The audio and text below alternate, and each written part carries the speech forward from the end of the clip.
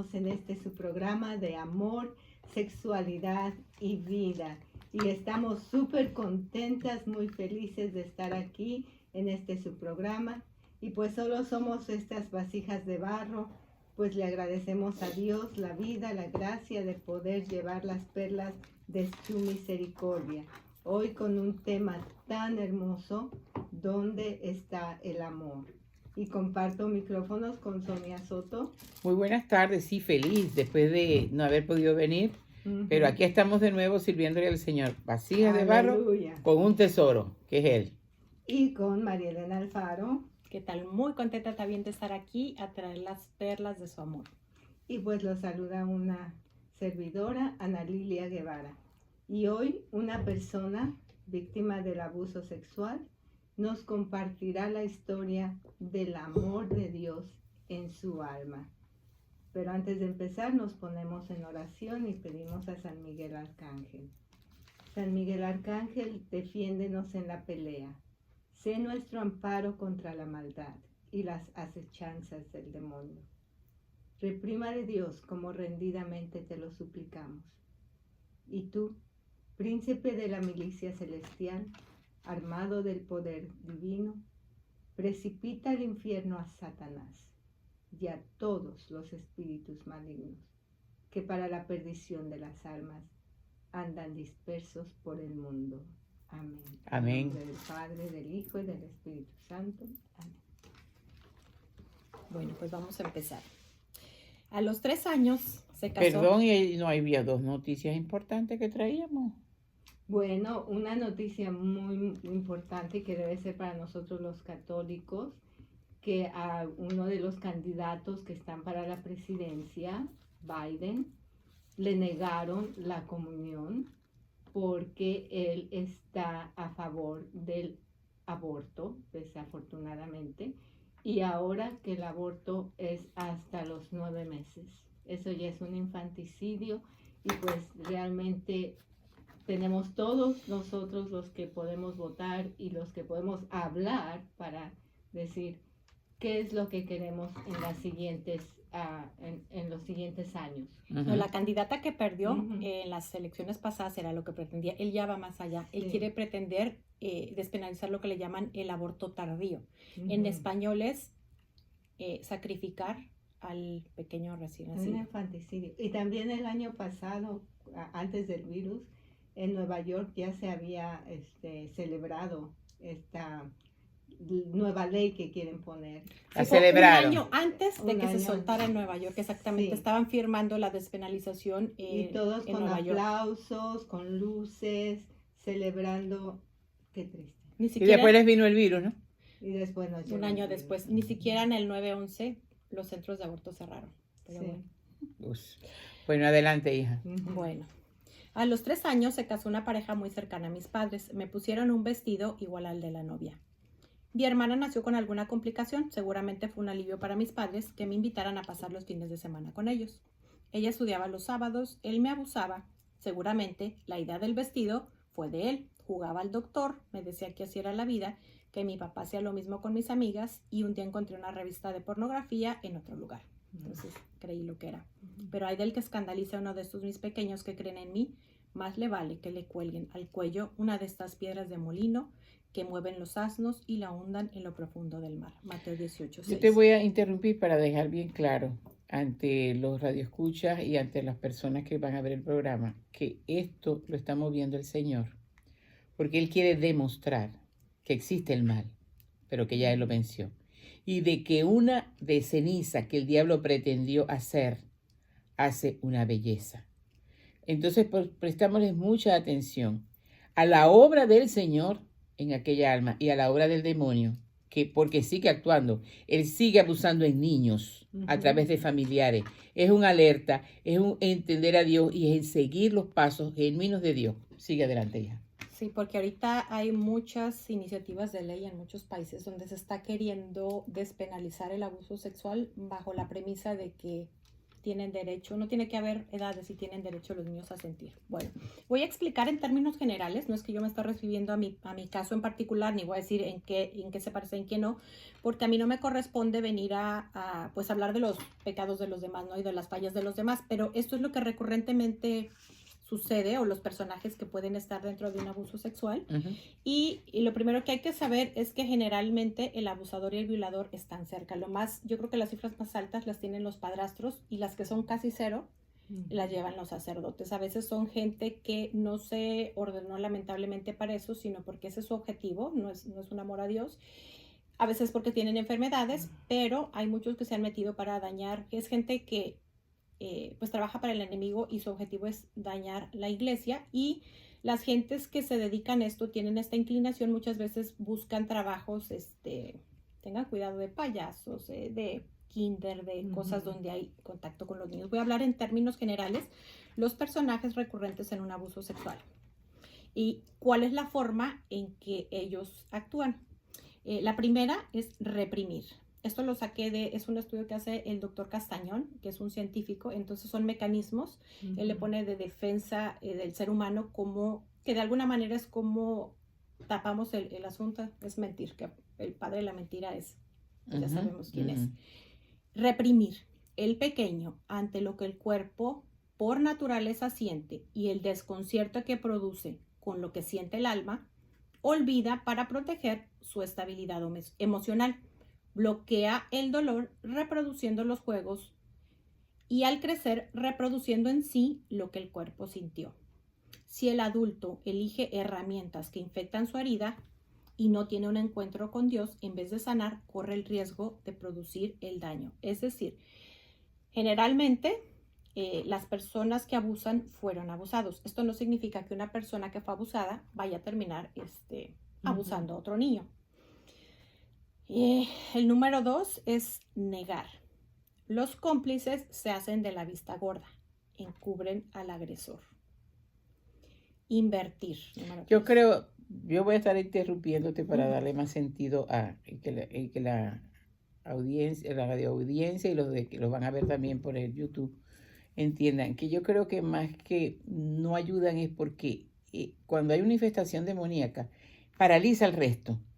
Y como hay una etapa psicológica que es negación, no, esto es algo tan fuerte, se resisten a creer que aquello esté pasando, porque es sorprendente. O sea, casi siempre esos niños son totalmente abandonados por quien los tenía que proteger. Pero en verdad que sí sucede, pero vamos a darle ese punto también a los que debían haberte defendido y no lo hicieron. Sí, en algunos casos las mamás, cuando se dan cuenta de que el padrastro o el padre está abusando del niño, prefieren callar porque no quieren que la familia haya ningún problema, o el que dirán los demás. Por eso es importante que ella hable de todo eso, para que no callemos. Sí. ¿Ok? Continúa, hija. Yo estoy hablando en términos generales, no estoy diciendo que cada caso así, ni que el mío haya sido así, estoy hablando en términos generales. Pero sí sucede. Sí.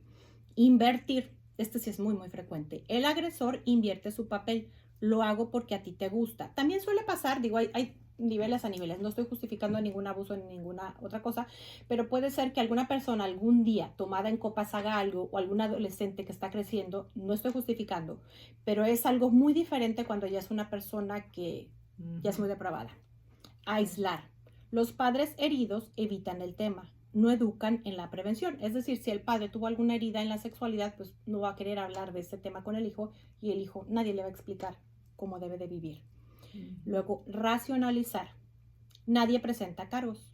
Dicen que no fue tan grave. Ahí viene un poquito lo que tú nos decías. Proyectar, y esto es más también, antes que todo era así como pues el que dirán y muchas otras cosas más. Sigue pasando, pero antes era todavía un poquito más difícil. Proyectar. La esposa del agresor responsabiliza a la víctima, la ve como una adúltera. La culpa deja una huella aún más profunda y difícil de sanar. Y la última es automatizar. La persona que recibió en la niñez algún abuso sexual, después en su abrazo conyugal, aunque esté bendecido por Dios, puede ser de manera mecánica para no recordar. Primero saca la viga de tu propio ojo y entonces verás bien la de tu hermano, para sacar la paja que está en el ojo de tu hermano. Lucas 6:42. Bueno, ahora sí, ya en mi caso particular, me repetía que lo hacía porque a mí me gustaba. Entonces yo vivía un desconcierto entre el alma y el cuerpo por lo que se siente por naturaleza propia. Tal vez hasta que tuve el uso de la razón a los 6, 7 años, la verdad que no es algo que yo haya recordado, es algo que puedo inferir por lo que he tratado en mis terapias, entendí que era un mentiroso y solo, quiero que quede muy claro, solo con la gracia de Dios comencé a evitarlo. Lo seguía viendo los fines de semana y pues obviamente él no desaprovechaba para exhibirse y otras Voy a cosas más. volverte a interrumpir. Quiere decir que esa niña, véase tú misma, no tenía nadie que la defendiera, ni nadie que pudiera decirle, detener a aquel demonio de abusador. A las cosas hay que llamarlas por su nombre. El pobre hombre estaba totalmente tomado por el Satanás, ¿verdad? Pero Dios, en su infinita misericordia, le dio la fuerza a aquella niña para rechazar. Ahí viene el poder de Dios por encima de la vileza del demonio. Continúa. Voy a parar un poquito más porque aquí puse los lobos se visten de ovejas que cogen presas cercanas. También, ¿qué pasa? Mis papás no lo sabían. Y estas personas a veces a los ojos de los demás son, o sea, uy, Eso es correcto. el amigo maravilloso, el esposo maravilloso. Entonces, hábil cuando se iban a imaginar para- mis padres, digo, y pasando Ujú. por una situación médica delicada con mi hermana, que hasta se tuvo que operar, bueno. En casa hubieron varias manifestaciones. Una de mis hermanas vio el rostro de Jesús con su corona de espinas en la puerta de mi cuarto. Hace poquito le pedí que digo, a ver, enséñame cómo era una de ellas. Y platicando con Sonia, lo que hay en esa imagen, lo que pasa es que se ve una falta de paz. A mí no me gustó.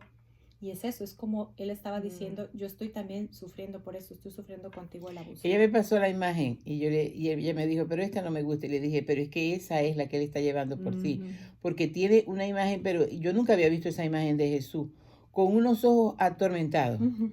O sea, todo Esa el es la tormento que esa niña tenía, él la estaba viviendo. Y él también estaba viviendo el tormento de aquella otra alma que estaba siendo manejada por el otro para abusar a aquella niña. Ah, no, Jesús es... Bueno, después de rezar en mi cama, mi mamá vio una mancha que no estaba. Lavó las sábanas. Cuando ella volvió a rezar, la mancha volvió a aparecer. Y pues esa, para que no se oiga tan fuerte, la mancha era, vamos a decir, como clara de huevo. Le hace, entiendan los adultos, que era lo que más o menos aparecía. Oh. Mis papás lo supieron de otra forma. Cuando yo tenía 12 años, gracias a Dios dejé de verlo. Mis padres me llevaron a terapia y luego seguí yendo sola. 2 años después, mi mamá tuvo un embarazo inesperado, no planeado por Dios. Perdón, planeado por Dios. Mi hermanita llenó la casa de amor y de alegría. Mi mamá trabajaba y yo la cuidaba.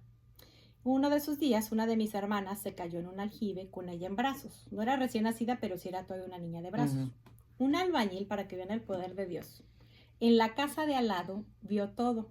Llevó su escalera, estaba en la azotea, en la parte alta, y me entregó a mi hermana que apareció un pollito medio muerto, gris. Entonces ese día yo le prometí a Dios que iría a misa todos los días, porque pues yo creo que era algo que me costaba mucho trabajo y no cumplí. Su padre sabe lo que necesitan. Me recuerdo de niña con las navajas de afeitar de mi padre. Tal vez siempre me detenía a pensar que podía pasarla peor, porque recordaba lo que decían las hermanas de la escuela sobre el purgatorio. A veces Dios lo que hace es...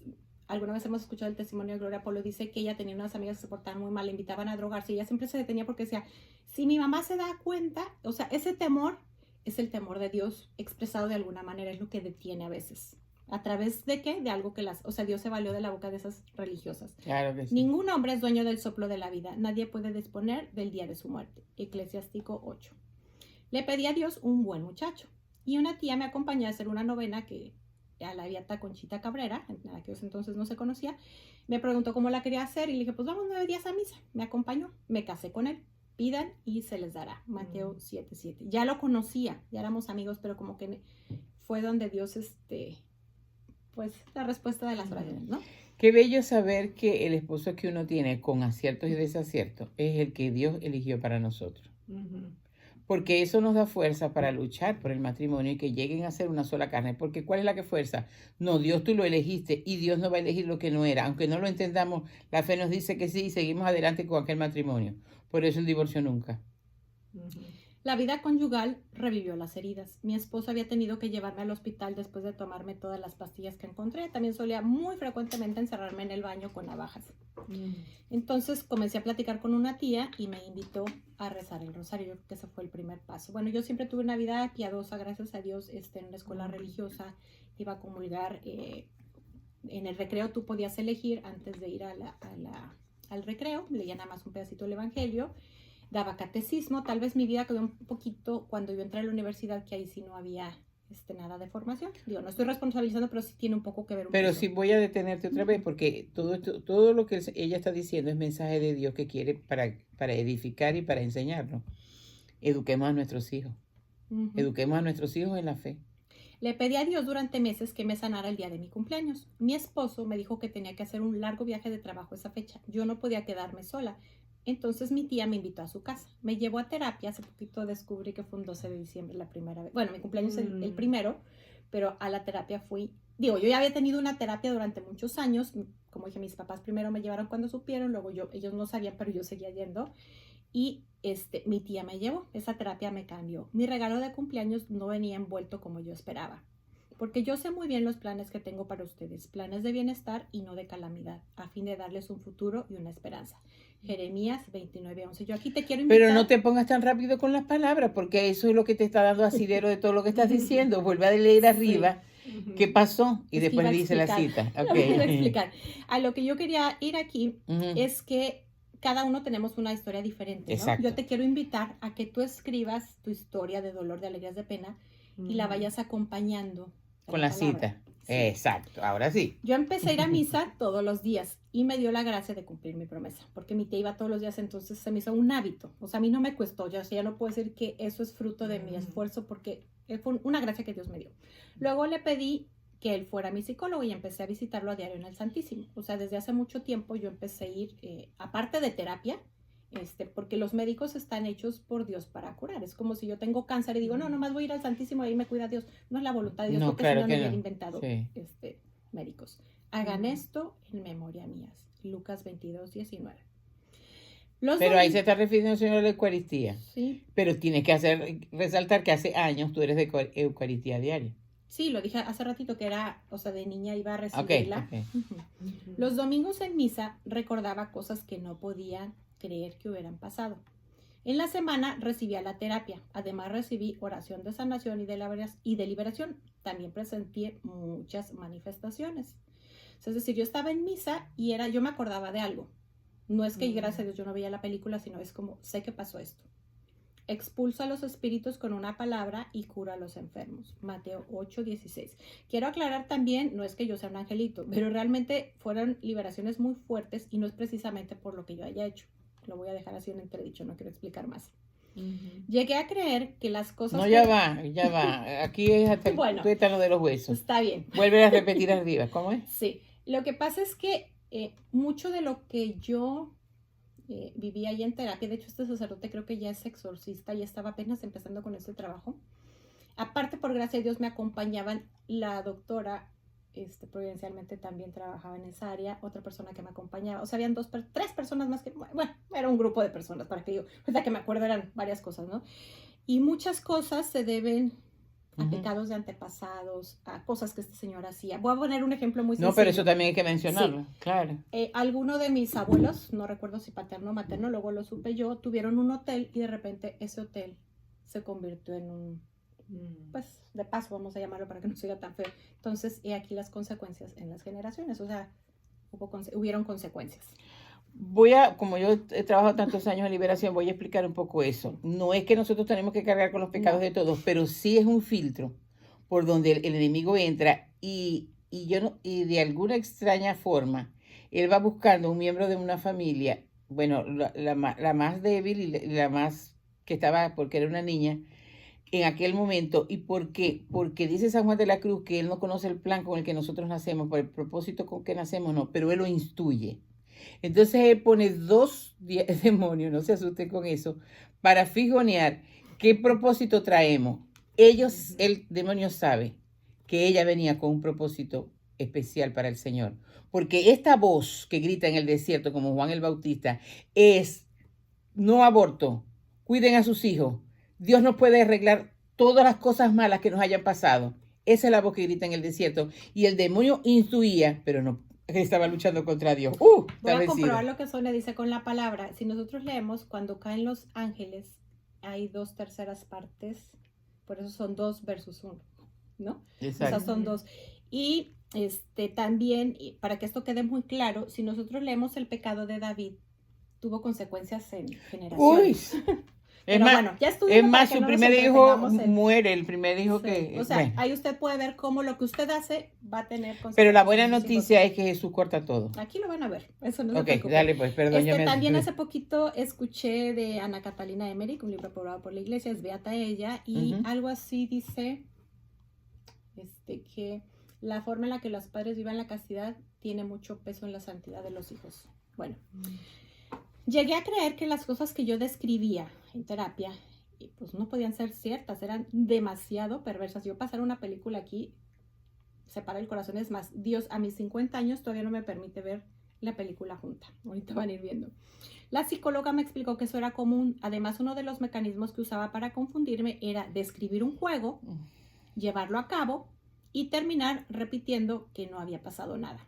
Si lo que recordaba fuera una mentira, pues entonces no tendría por qué temblar al contarlo. Viví secuelas relacionadas con todos los detalles y además, como terapia me acompañaba a mi tía y mi tía había vivido de cerca esa niñez y yo me acordaba, voy a poner un ejemplo, oye, ¿y estos amigos de mis papás algún día tuvieron un perro así? O sea, lo que yo no me acordaba yo lo podía confirmar. Recordé que también había sido violada. La primera vez que me lastimó me metió a bañar en agua muy fría. Le dije que lo iba a acusar con mi papá. ¿Se burló? Seguro de sí, dijo que no me iba a creer. Le dijo que había sacado tierra de una maceta, había hecho un cochinero, me había portado muy mal y me había tenido que bañar. Y terminé castigada. Ese día rompió la relación con mi padre. Ya no tenía quien me protegiera.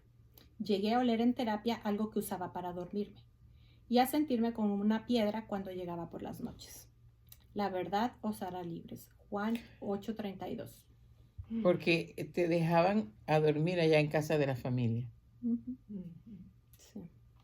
Atento a eso, ¿eh? Y le pregunté a mi mamá, ¿y qué tanto? Fácil.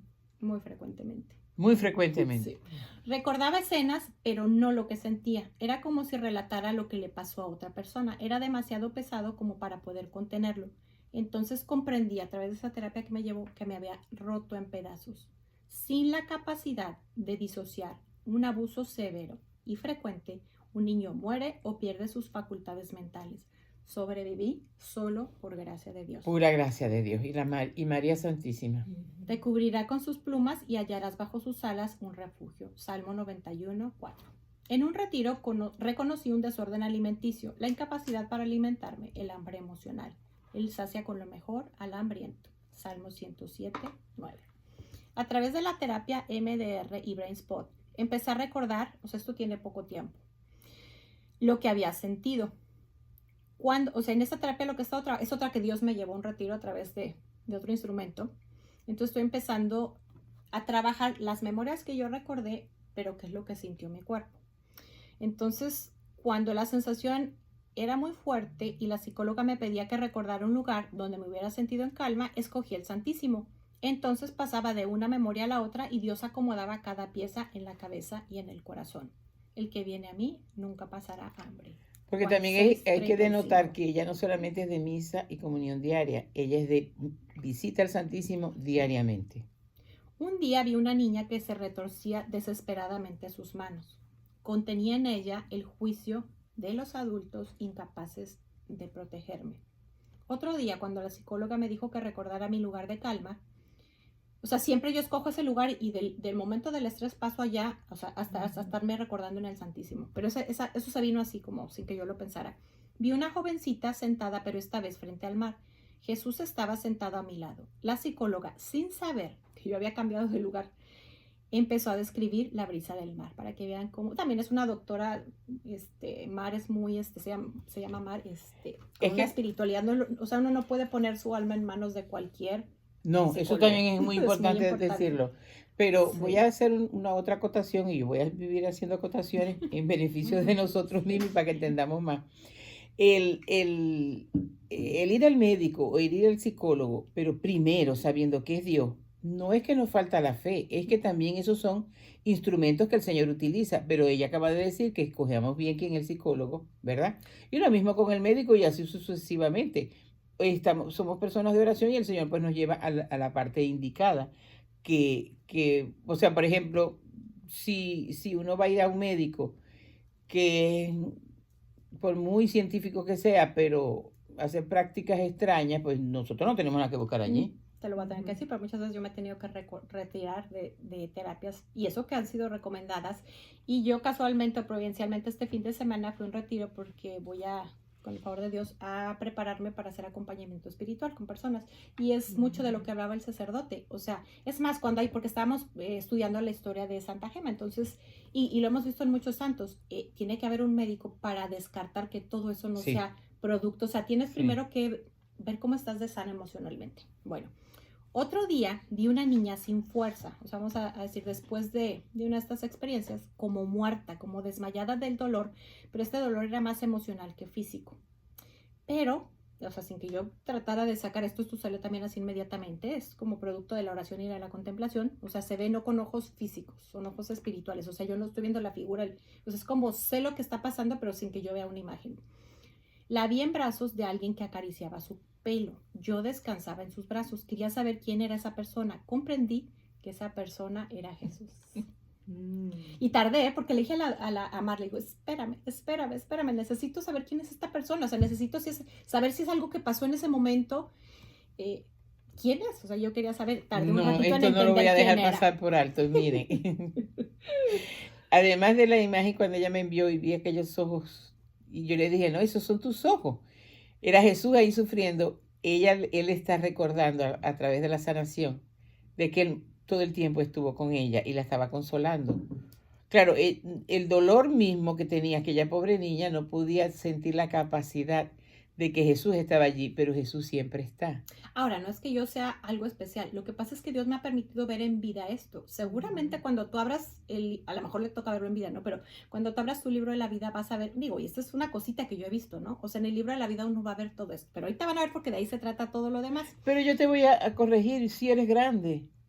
Porque, o sea, cuando el Señor hace algo grande en un alma, es grande para su gloria. Pero es grande, claro que sí. Cuando tú dices no, es como quitarle la gracia o el propósito que Dios tiene. Por gracia de Dios, pero sí eres importante porque va a servir eso para mucha gente. Sí, pero a lo que me refiero es que cada persona cuando vea cuando estaba sufriendo, cuando le toque ver lo que yo ya por gracia de Dios vi, va a ver que Jesús estaba ahí, es lo que trato de explicar. Exacto, o sea, cada persona o sea, no es que nada más hace esto conmigo, es con todos. Dice, no sé si lo hacía después de cada episodio o en las noches mientras dormía. No creo que haya sido algo que hubiera podido ver o sentir físicamente, o sea, que diga, bueno, lo viví y es que no me acuerdo, no. Entendí dónde estaba él y qué era lo que él le hacía. En un retiro ya me había dicho a través de una persona que él me abrazaba por las noches. Esa persona no sabía lo que yo había pasado. Cuídame, oh Dios, porque en ti busco mi refugio. Salmo 16:1. ¿Vamos a corte, Cintia? Vamos a corte, pero ya saben, sigamos con esta historia muy real. No es de Hollywood. Y bueno, pues